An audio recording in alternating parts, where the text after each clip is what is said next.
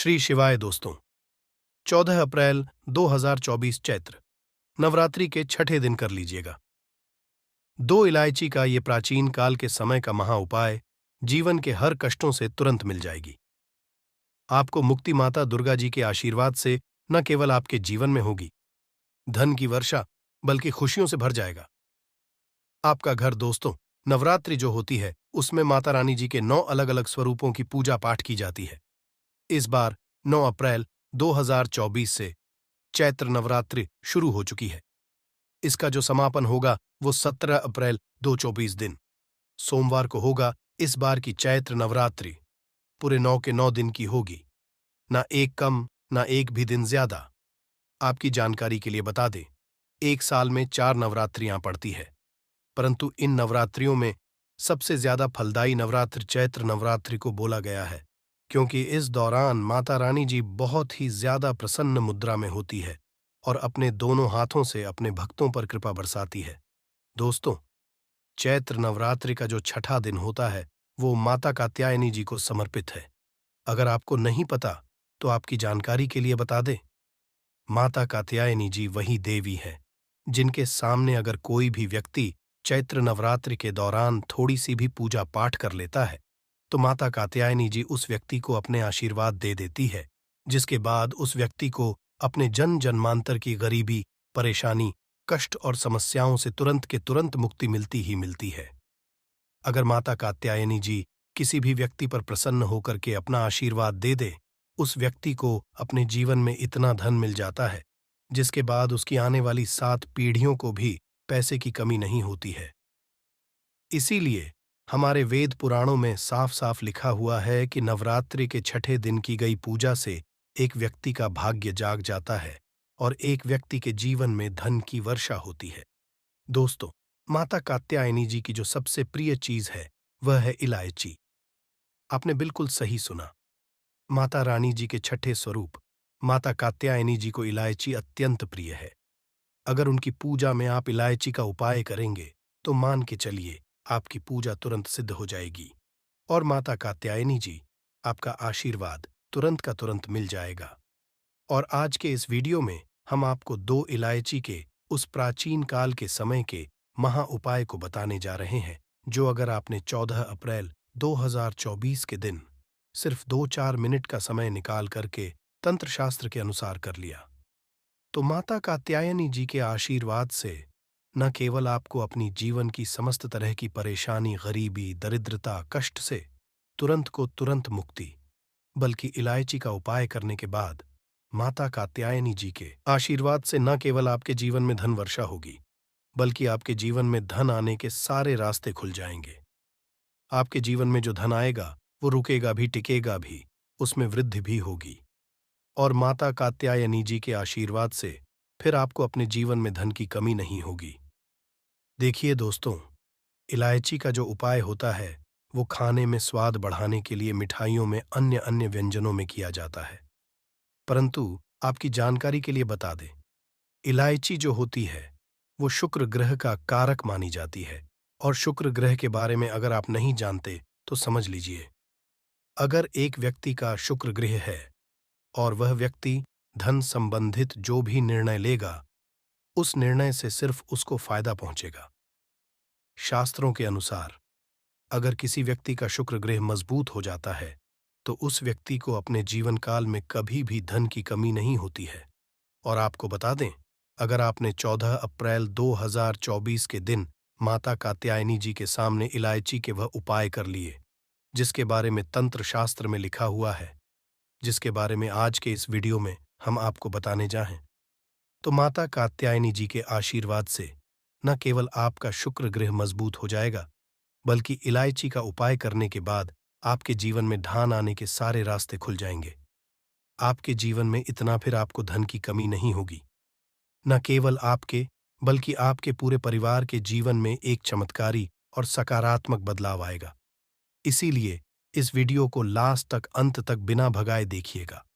और अगर आप चाहते हैं कि माता दुर्गा जी की कृपा सदैव आप पे और आपके परिवार बनी रहे, माता दुर्गा जी के आशीर्वाद से आप अपने जीवन में बहुत ही उन्नति करें, बहुत ही आगे जाए, तो दोस्तों, पूरी सच्ची श्रद्धा और पूरे विश्वास के साथ कमेंट बॉक्स में जाइए और नारा लगा दीजिए, जय माता दी, जय माता रानी जी की। और एक काम कीजिएगा, कमेंट बॉक्स में अपनी राशि भी डाल दीजिएगा।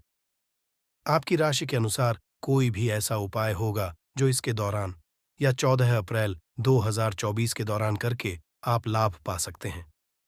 वो आके हम आपके कमेंट के रिप्लाई में बता देंगे। परंतु आपसे निवेदन था, वीडियो लाइक करना मत भूलिएगा। सबसे पहला उपाय जो हम आपको बताने आ रहे हैं वो है बेफिजूल खर्चे महाउपाय। दोस्तों, आपके जीवन में मान लीजिए, जो धन आता है वो आपके हाथ में टिकता नहीं है, निकल जाता है। आपके जीवन में बेफिजूल खर्ची बढ़ती हुई चली आ रही है। आप बहुत मेहनत करते हैं, अब बहुत परेशान करते हैं, परंतु आपके जीवन में धन टिक नहीं रहा है और आप इस चीज को लेकर के बहुत परेशान हैं। तो इसकी मुख्य वजह क्या हो सकती है? देखिए, इसकी मुख्य वजह यही है कि आपका शुभ हो गया है कमजोर, या आपके ऊपर ऐसा कोई दोष लग गया है जिसकी वजह से आपका शुक्र ग्रह आपका साथ नहीं दे रहा है। जिस व्यक्ति का शुक्र ग्रह साथ नहीं देता है, उस व्यक्ति के जीवन में धन टिकता ही नहीं है। वो कितनी भी मेहनत कर ले, कितना भी परिश्रम कर ले, उसको उसकी परिश्रम का फल कभी भी नहीं मिलता है। परंतु आप परेशान मत हो। एक प्राचीन काल के समय का हम आपको महा उपाय बता दे रहे हैं। ये अगर आपने नवरात्रि के छठे दिन सही मुहूर्त पर विधि विधान से कर लिया, तो माता कत्याया यानी जी के आशीर्वाद से आपके जीवन से वो दोष हट जाएगा जिसके वजह से आपके पास धन टिक नहीं रहा था, और आपके जीवन में धन टिकेगा भी, रुकेगा भी, और पूरी तरह से आपके जीवन से बेफिजूल खर्ची बंद हो जाएगी। आसान सा उपाय है। आपको क्या करना है?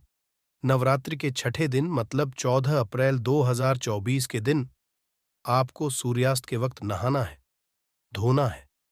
सूर्यास्त जैसे ही हो जाए, नहाने धोने के बाद आपको लाल कपड़े पहन लेना है। अब लाल कपड़े क्यों पहनने हैं? क्योंकि माता कात्यायनी जी को लाल रंग अत्यंत प्रिय है।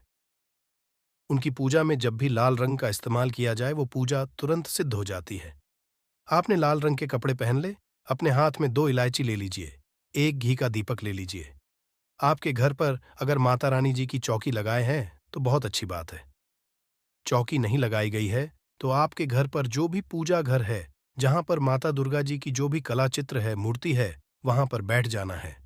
यहां पर आप बैठ जाइए। बैठने के बाद आपको सबसे पहले क्या करना है कि अपने हाथ में 2 इलायची पकड़िए और अपने घी के दीपक को जला दीजिए। घी के दीपक को जलाने के बाद आपको 9 बार दुर्गा चालीसा का पाठ करना है।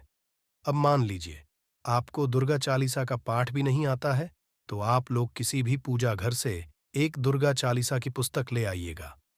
उससे आप लोग 9 दुर्गा चालीसा का पाठ कर लीजिएगा। इतना आपने कर लिया। 2 इलायची में 1 इलायची ले जाइए, अपनी अलमारी में, तिजोरी में रख दीजिए, और 1 इलायची को अपने पर्स में रख लीजिए, अपने बैग में रख लीजिए। ऐसी जगह रख लीजिए जिसकी वजह से वो इलायची काफी टाइम तक आपके साथ रहे। सिर्फ इतना उपाय कर लीजिए और उपाय करने भर से मान लीजिए आपके ऊपर कोई ऐसा दोष था जिसकी वजह से आपके जीवन में धन टिक नहीं रहता। वो दोष हट जाएगा और आपके जीवन में धन रुकेगा भी, टिकेगा भी। आपके जीवन से बेफिजूल खर्ची पूरी तरह से बंद हो जाएगी और आपका शुक्र ग्रह आपका साथ देना शुरू कर देगा। तो ये उपाय करना मत भूलिएगा। दूसरा उपाय जो हम आपको बताने रहे हैं, ये धन प्राप्ति का महा उपाय है। दोस्तों, अगर आप चाहते हैं कि आपके जीवन में धन आने के सारे रास्ते खुल जाए, आपके जीवन में धन चारों दिशाओं से खींचा हुआ चला आए, माता कात्यायनी जी के आशीर्वाद से आपके जीवन में धन की वर्षा हो और आपको फिर धन की कमी ना हो, तो एक प्राचीन काल के समय का हम आपको महा उपाय बता दे रहे हैं। ये उपाय जैसे ही करेंगे, न केवल आपके जीवन में धन आना शुरू हो जाएगा, बल्कि आपके जीवन में ढान आने के सारे रास्ते खुल जाएंगे। और ये आपको सिर्फ 14 अप्रैल 2024 के 2-4 मिनट का समय निकाल करके उपाय करना है। बहुत आसान सा उपाय। आपको क्या करना है? 14 अप्रैल 2024 के दिन सूर्यास्त के बाद नहाना है, आपको धोना है, लाल कपड़े पहनना है। अब आपके घर पर जो भी माता रानी जी की चौकी है, वहां पर बैठ जाइए। चौकी नहीं है तो पूजा घर पर बैठ जाइए। यहां पर आपको एक घी का दीपक रखना है और एक लाल कपड़ा बिछाना है। लाल कपड़े पर कुछ चीजें रख लीजिए जैसे 3 लौंग, 3 इलायची, 3 कपूर हम फिर से रिपीट कर दे रहे हैं। दोस्तों, 3 लौंग, 3 इलायची, कपूर अब हिसाब बना लीजिए। पोटली पोटली को अपने हाथ ऊपर करिए, घी का दीपक जलाइए और 9 बार दुर्गा चालीसा का पाठ कीजिए। 9 बार दुर्गा चालीसा का पाठ करने के बाद इसी पोटली को ले जाइए, अपनी अलमारी में, तिजोरी में दक्षिण दिशा में रख दीजिए। जहां पे भी घर पर आप पैसा, रुपया, सोना, चांदी रखते हैं, सिर्फ इतना उपाय कर लीजिए और मान के चलिए, इस पोटली की वजह से आपके जीवन में धन आने के सारे रास्ते खुल जाएंगे। ये पोटली माता कात्यायनी जी का वो आशीर्वाद आपके जीवन में बन जाएंगी, जिसके बाद आपके एक चुंबक की तरह पैसे को खींचेगी। तो इस प्राचीन काल के समय के महा उपाय को करना मत भूलिएगा। और दोस्तों, वीडियो में आगे बढ़ने से पहले आपसे निवेदन था, अभी तक आपने वीडियो को लाइक नहीं किया, वीडियो को लाइक कर दीजिए। तीसरा उपाय जो हम आपको बताने आ रहे हैं दोस्तों, वो है भाग्य का साथ पाने का महा उपाय। अगर आप चाहते हैं कि सदैव आपका भाग्य आपका साथ दे, माता दुर्गा जी के 9 अलग-अलग स्वरूपों की कृपा सदैव आप पर बनी रहे, आपके जीवन में आप जो भी निर्णय ले, उस निर्णय से आपको फायदा पहुंचे, तो आपको क्या करना है? आपको 14 अप्रैल 2024 के दिन ये सुबह भी कर सकते हैं, आप शाम को भी कर सकते हैं। घर पर 11 रोटियां बनवा लीजिए। 11 रोटी पर आपको एक एक इलायची रख देनी है और यही 11 रोटी आपको किसी भी गाय को खिला देना है। इतना भर आपको करना है। देखिए, गाय में 33 कोटि देवी देवताओं का वास होता है। गाय के गोबर में माता लक्ष्मी जी का वास होता है। गोमूत्र में माँ गंगा जी का वास होता है कि सिंह के बीच में भगवान शिव जी का वास होता है। और इतना उपाय आपने कर लिया जो आपको हमने बताया है, सदैव आपका भाग्य आपका साथ देगा। माता दुर्गा जी के अलग अलग स्वरूपों की कृपा सदैव आप पर बनी रहेगी। आखिरी उपाय जो हम आपको बताने रहे हैं, वो है दोस्तों, शुक्र ग्रह को मजबूत करने का महा उपाय। और ये उपाय करने के बाद सदैव आपके जीवन भर आपका शुक्र ग्रह आपका साथ देगा। 14 अप्रैल को ये उपाय आपको करना है और एक दिन का आपका उपाय आपका शुक्र ग्रह का साथ आपको दिला सकता है। बहुत आसान सा उपाय। आपको क्या करना है? देखिए, आपको 14 अप्रैल की शाम को नहाना है, धोना है, लाल कपड़े पहनने हैं। आपके घर पर जो भी करें, वहां पर आपको बैठना है। एक घी का जलाइए, आपको एक सफेद कपड़ा बिछाना है, इसके 2 लोटा चावल डालना है। 2 लोटे चावल के ऊपर आपको 2 इलायची डालनी है। इस सफेद कपड़े की पोटली बना लीजिए। बस इतना कीजिए। आपको 9 बार दुर्गा चालीसा का पाठ करना है और आपको 14 अप्रैल को सुबह के वक्त यही पोटली ले जाकर कि किसी भी मंदिर के बाहर बैठे भिक्षुक को दान कर देना है। सिर्फ इतना उपाय कर लीजिए और मान के चलिए, सदैव आपका शुक्र ग्रह आपका साथ देगा। आप जो भी निर्णय लेंगे, उस निर्णय आपको फायदा पहुंचेगा और आपको आपके जीवन में उन्नति करने से कोई नहीं रोक पाएगा। और आज हम धन हासिल के कुछ उपाय बताएंगे मित्रों। पुराणों में बहुत अच्छे से बताया गया है कि संसार में हर एक मानव को स्नान करने के बाद भगवान सूर्य देव को जरूर जल चढ़ाना चाहिए। तांबे के लोटे से जल चढ़ाना बहुत ही अच्छा समझा जाता है। जल के अक्षत एवं फूल मिश्रित कर भगवान सूर्यदेव को जल चढ़ाने से भगवान सूर्यदेव बहुत ही जल्दी प्रसन्न होते हैं। जल को चढ़ाते समय देव के मंत्र का जाप भी करना चाहिए। दोस्तों, अगर हम सूर्यदेव को जल देते समय कुछ विशेष बातों का ध्यान रखें, तो हमारे जीवन की बहुत सारी परेशानियों से हमें स्वतः ही छुटकारा मिल जाता है। सूर्यदेव को जल अर्पित करना बहुत आवश्यक है। मतलब, जब हम प्रातःकाल उठते हैं, सबसे पहले सूर्यदेव का दर्शन करना चाहिए। आप बिना स्नान किए भी मात्र सूर्यदेव का दर्शन करें। जहां से भी आपके घर के पास से सूर्य दिखाई दे रहे, तो आप बालकनी से या छत से जाकर सूर्यदेव को देखें, उन्हें प्रणाम करें। उगते हुए सूर्य के दर्शन करने से, उनको प्रणाम करने से, नमस्कार करने से आपके जीवन की बहुत सारी परेशानियों से आपको मुक्ति मिल जाती है। और आपको जल जरूर अर्पित करना चाहिए, परंतु जल अर्पित करने से पहले स्नान करना आवश्यक है। जल कैसे अर्पित करना चाहिए जिससे कि आपके जीवन की तमाम तरह की परेशानियों से आपको मुक्ति मिल जाए? अगर आपके विवाह में कोई बाधा आ रही है, मनचाहा विवाह चाहते हैं, चाह जीवन साथी चाहते हैं, कर्ज में गिरे हुए हों, धन का अभाव है, व्यापार आपका नहीं चल रहा है, या फिर आपकी संतान हासिली में बाधा है, किसी भी तरह की आपकी कोई परेशानी है, अगर आप सूर्यदेव को जल अर्पित करते समय कुछ विशेष बातों का ध्यान रखें, तो बहुत ही जल्द आपकी परेशानी से आपको छुटकारा मिलता है। सूर्यदेव को जल अर्पित करने से सरकारी नौकरी में आ रही बाधाएं दूर होती हैं। हमारा सूर्य जब मजबूत होता है तो हमारे को समाज में मान प्रतिष्ठा की हासिली होती है, सम्मान की बनती होती है, आत्मविश्वास बढ़ता है, मन मजबूत होता है, जिससे कि हम जीवन के हर क्षेत्र में सफलता हासिल करते हैं। किसी भी तरह का डर हमारे मन में नहीं रहता है। आत्मविश्वास से हमारा मन जो है भरा रहता है। सूर्यदेव को जल अर्पित करना बहुत ही आवश्यक है। मतलब हर रोज आप स्नान के बाद जल तो जरूर अर्पित कीजिए। किस तरह से आप जल अर्पित करें जिससे कि आपके जीवन की समस्त परेशानियां दूर हो, ये सभी बातें मैं आज आपसे इस वीडियो में शेयर करने वाली हूं। और अगर आपको वीडियो अच्छी, पूरी वीडियो जरूर देख लीजिए। पूरी वीडियो देखने के बाद अगर आपको आज की वीडियो अच्छी लगे तो इसे लाइक कर दीजिए और ज़्यादा से ज़्यादा इस वीडियो को अपने फैमिली फ्रेंड्स के साथ शेयर कीजिए। चैनल पर पहली बार आए हैं तो चैनल को सब्सक्राइब ज़रूर कर लीजिए, बेल बटन को प्रेस कर लीजिए। इससे ये होगा कि इस तरह की सभी वीडियोस की नोटिफिकेशन आपको सबसे पहले मिलेगी। अब बात करते हैं कि सूर्यदेव को जल अर्पित करते समय हमें किन बातों का विशेष रूप से ध्यान रखना चाहिए, जो कि भविष्य पुराण के अनुसार सूर्य को अर्घ्य देते समय कुछ खास का ध्यान रखना चाहिए। तो कौन सी है वो बातें जिससे कि ध्यान अगर हम रखेंगे तो सूर्य की कृपा हमें बहुत ही जल्द मिल जाती है। सबसे पहले अगर आपको सूर्य देव को जल देना है, जो कि देना ही है आपको, तो प्रातःकाल जल्दी उठना चाहिए। जल्दी मतलब सूर्योदय से पहले उठ जाए। सूर्य के निकलने से पहले हमें उठ जाना चाहिए। और सूर्य के निकलने के बाद अगर हम उठते हैं, सूर्योदय के बाद अगर हम उठते हैं, तो हमारा सूर्य वैसे भी खराब हो जाता है और आपको अशुभ फल देने लग जाता है। तो इसलिए सूर्योदय से पहले उठें, उठकर स्नान इत्यादि कर लें। उसके बाद आपको सूर्यदेव को जल देना है। साफ स्वच्छ वस्त्र धारण करके सूर्यदेव जहां से भी आपको दिखाई दे, अपने घर में, छत से, बालकनी से आपको जल देना चाहिए। अच्छा, अगर सूर्यदेव ना दिखाई दे, आप किसी ऐसी जगह रहते हैं जहां से सूर्य नहीं दिखाई देते हैं, तो ऐसे में आप अपने घर में जिस भी कमरे में हैं, अगर आप कमरे में भी हैं, वहां पर भी सूर्यदेव को स्मरण करते हुए किसी भी पात्र में जल दे सकते हैं। ये नहीं है कि सूर्यदेव दिखाई नहीं दे रहे हैं तो आप जल नहीं दें। आप बिल्कुल अपने कमरे में बैठकर ही सूर्यदेव की आराधना करें, उनको स्मरण करें, उनके मंत्र का जाप करें, आदित्य हृदय स्तोत्र का पाठ करें। और सूर्यदेव को जल भी आप अपने कमरे में ही किसी भी पात्र में दे सकते हैं। और उसके बाद उस पात्र का जल उठाकर आप किसी गमले में डाल दीजिए।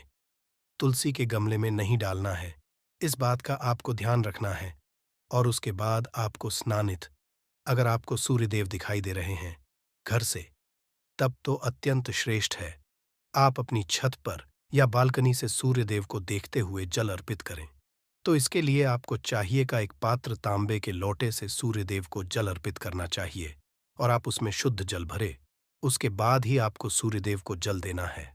साफ स्वच्छ जल भरकर और दोनों हाथों से आपको पात्र पकड़ना है। दोनों हाथों से जब आप पात्र पकड़े तो इस बात का ध्यान रखें कि आपके अंगूठे का स्पर्श उस पात्र से नहीं होना चाहिए। और आप तभी भगवान सूर्यदेव को जल अर्पित करें। सूर्य को जब जल दे रहे हैं तब आपको ये भी ध्यान रखना है कि जब वो धार गिरती है तो वो आपके पैरों पे उसके छींटे ना पड़े। तो इसके लिए आप क्या करें, अपने सामने या तो एक पात्र रखकर आप जल दीजिए, कोई गमला रख लीजिए या कोई साफ पात्र रख लीजिए जिसमें आपको सूर्यदेव को देखते हुए, स्मरण करते हुए जल देना है। इस तरह से आप सूर्यदेव को जल दें। और जब आप सूर्यदेव को जल देते हैं तो मंत्र जरूर बोलना है। आपको ओम सूर्याय नमः, ओम भास्कराय नमः या ओम ब्रह्म स्वरूपिणे श्री सूर्य नारायण श्री ओम ब्रह्म स्वरूप श्री सूर्य नारायणाय नमः, इस मंत्र के सूर्यदेव को जल दे सकते हैं। गायत्री मंत्र के द्वारा भी आप सूर्यदेव को जल दे सकते हैं। तो मंत्र का उच्चारण करते हुए, जिस भी मंत्र का आप उच्चारण कर पाते हैं, उसका उच्चारण करते हुए भगवान सूर्यदेव को जल देना चाहिए। पूर्व दिशा की तरफ आपका मुख होना चाहिए।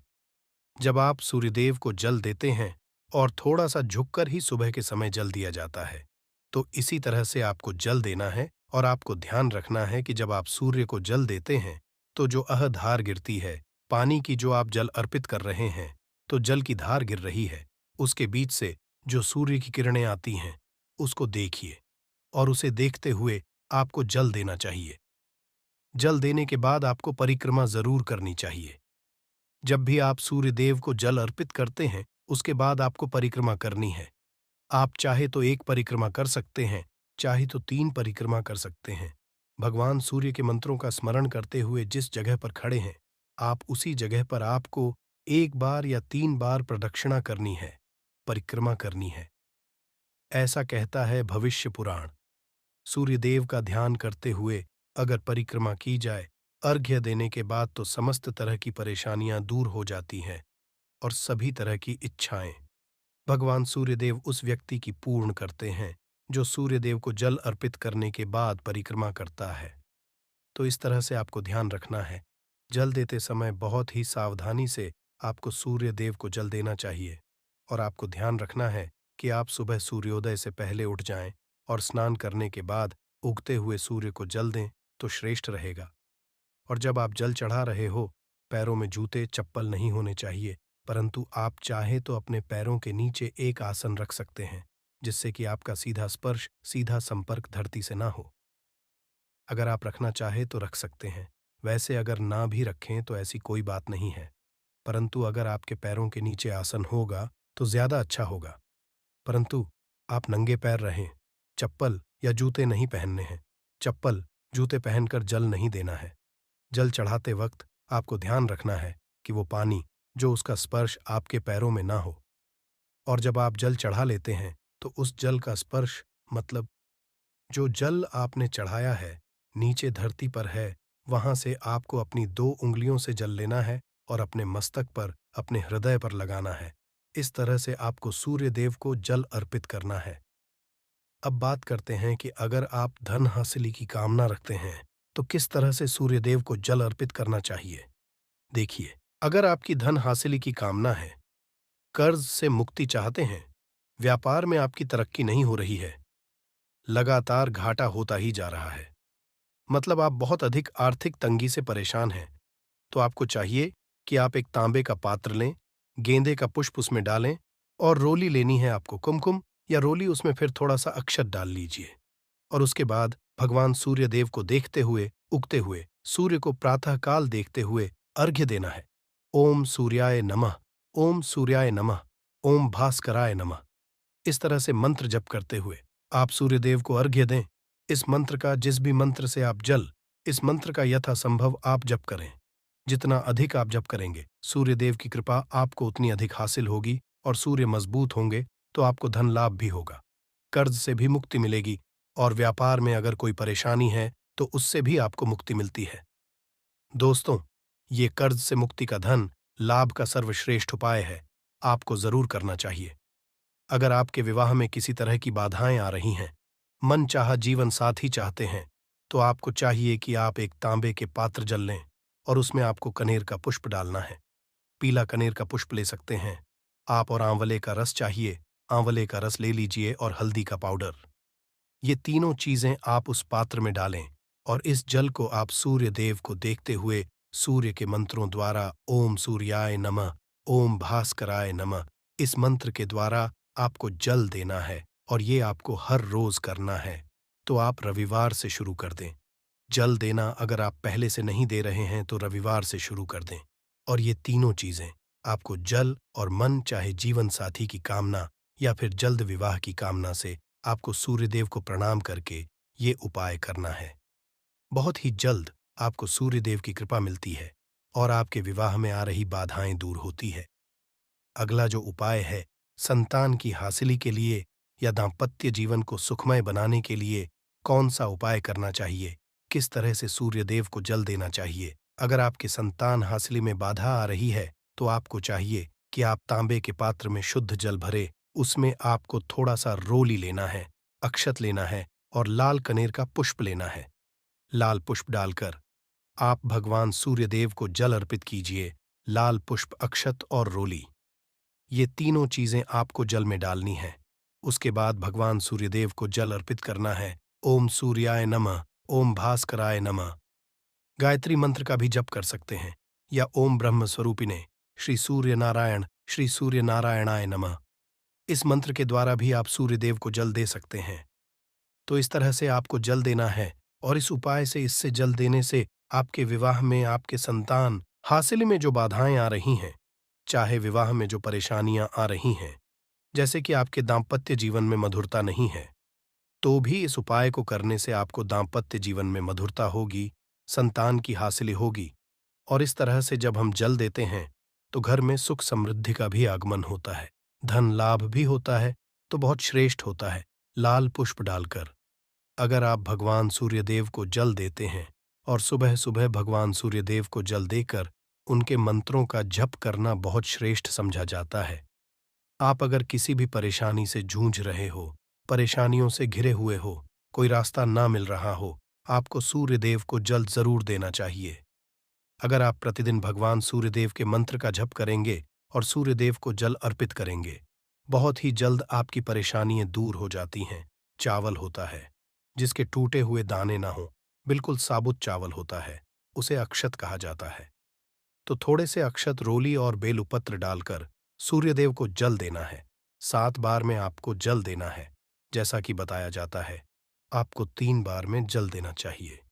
रोक रोक कर एक ही पात्र का जल हम 3 बार में देते हैं। हमें पत्र डालना है, तो इस विशेष सामग्री की वजह से हम इस जल को 7 बार में भी दे सकते हैं।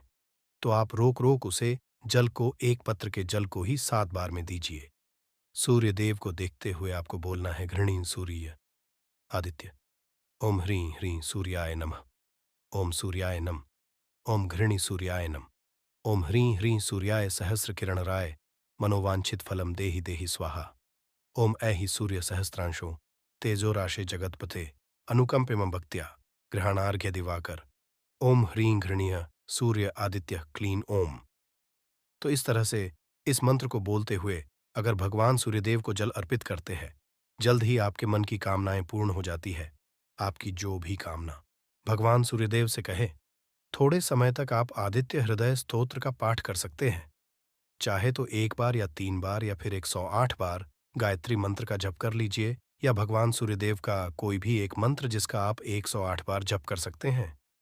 जरूर इस उपाय को करने के बाद कीजिए, इससे आपकी कामना शीघ्र पूर्ण हो जाती है। दोस्तों, आज की वीडियो में हमने सूर्य को मजबूत करने का उपाय बताया। सूर्य को मजबूत करने हैं, सूर्य आत्मा के कारक है, और सबसे जरूरी है आत्मविश्वास का बली होना। अगर हम में किसी भी तरह की सफलता पाना चाहते हैं, तो बहुत जरूरी है कि आप सूर्य की आराधना कीजिए, प्रतिदिन कीजिए, और रविवार के दिन विशेष रूप से कीजिए। 9 अप्रैल से चैत्र नवरात्रि शुरू हो रही हैं, और इन नवरात्रि के दौरान किसी भी दिन इस वृक्ष को छू लेना, अगली 7 पुश्तों तक मां लक्ष्मी और मां दुर्गा का आशीर्वाद मिलेगा। दोस्तों, हमारे हिंदू धर्म में देवी के अनेक स्वरूप कहे गए हैं, जिसमें वृक्षों को भी मां देवी के स्वरूप कहा जाता है। तो आज मैं आप लोगों को पावन पावनी वृक्ष के बारे में बताऊंगा। नवरात्रि के पावन पर्व चल रहे हैं। नवरात्रि के पावन पर्व में कुछ ऐसे वृक्ष हैं जो कि देव वृक्ष कहे गए हैं, देवी वृक्ष हैं। ये देवी के स्वरूप होते हैं, माता काली के स्वरूप होते हैं। और हमारे धर्म में पेड़ पौधे को देवी देवता मान करके हम इनकी पूजा करते हैं, और हमें पूजा भी जरूर करनी चाहिए। साइंस भी कहता है, पेड़ पौधे मनुष्य को फ्री में प्राणवायु प्रदान करते हैं, और पेड़ पौधे हमें ऑक्सीजन देते हैं, और हमारे जो कार्बन डाइऑक्साइड होता है उसे ग्रहण करके सभी ताराज के जितने भी नकारात्मक चीज होते हैं उसे अपने अंदर में स्वयं सोख लेता है, और हमें ताजगी प्रदान करते हैं। तो पेड़ स्वयं तेज धूप में तपता है, परंतु मनुष्य को शीतल छाया प्रदान करता है। तो नवरात्रि के समय में कुछ ऐसे पेड़ पौधे हमारे धर्मशास्त्र में कहे गए हैं, को छूने मात्र से व्यक्ति के बंद किस्मत के ताले खुल जाते हैं, व्यक्ति का सौभाग्य चमक जाता है। हमारे शास्त्रों में पेड़ पौधों को बहुत ही गुणकारी कहा जाता है। अनेक बीमारी का उपचार पेड़ पौधों में ही छुपा है, जड़ी बूटी में ही छुपा है। और भगवान श्री कृष्णा ने गीता में स्वयं कहा है कि वृक्षों में पीपल का वृक्ष हूं। पीपल के वृक्ष को वृक्षों का राजा कहा जाता है, क्योंकि पीपल वृक्ष की जो आयु होती है सबसे ज्यादा होती है, सबसे अत्यधिक होती है। पीपल वृक्ष सर्वशक्तिमान, पूजा पाठ में अत्यधिक इसका महत्व होता है। दोस्तों, इसीलिए कृष्णा ने गीता में स्वयं कहा है कि मैं वृक्षों में पीपल का वृक्ष हूं। तो चलिए, आज मैं आप लोगों को नवरात्रि के समय में छुए जाने वाले वृक्ष के बारे में बताऊंगा दोस्तों। हमारे धर्मशास्त्र में अनेक ऐसे वृक्ष हैं जो कल्याणकारी होते हैं, मंगलकारी होते। अगर इस वृक्ष को छू लेते हैं तो आपकी सभी ताराज की परेशानी है, सभी ताराज के कष्ट है, ये सब समाप्त हो जाते हैं। खास करके नवरात्रि के समय में इसका असर कई लाख गुना होता है। नवरात्रि के समय को शक्ति का पर्व कहा जाता है। शक्ति पर्व क्यों कहा जाता है? क्योंकि इस समय अचेत जो वस्तु होती है वो भी चेतना युक्त हो जाती है। अर्थात इस समय जो शक्ति हमारे धरती लोक में आ जाती है, नौ दुर्गा को क्या बोल सकते हैं? हम शक्ति बोल सकते हैं। तो माता रानी इस धरा पर आती है, इस पृथ्वी लोक पर है। तो जितने भी पेड़ पौधे हैं, जीव जंतु है, चल अचल, सभी ताराज के जो वस्तु है, ये सब में प्राण आ जाते हैं। इन सब में शक्ति निहित हो जाती है, जागृत हो जाती है। तो इस समय घर के देवी स्वरूप कहे गए जो पेड़ पौधे होते हैं, जा करके आप इसे छू करके आते हैं तो आपके जीवन की परेशानी है, दुख है, तकलीफ है, कष्ट है, रोग है, बीमारी है, कला है, क्लेश है, जीवन में चल रही बहुत बड़ी समस्या है, सब समस्या समाप्त हो जाती है। काल सर्प दोष, दोष, शनि दोष, राहु दोष तत्काल अपना असर दिखाती है दोस्तों। आज मैं आप लोगों को 3 पौधों के बारे में बताऊंगा और ये तीनों पौधे देव वृक्ष कहे जाते हैं। वीडियो को ध्यान से देखना। अगर आज की वीडियो मिस कर दी तो फिर सारी जिंदगी आपको पछताना पड़ेगा, क्योंकि नवरात्रि ही ऐसा पर्व होता है, एक ऐसा समय होता है, केवल 9 दिनों के भीतर में आपको लंबी पूजा पाठ करने की जरूरत नहीं पड़ती। केवल 9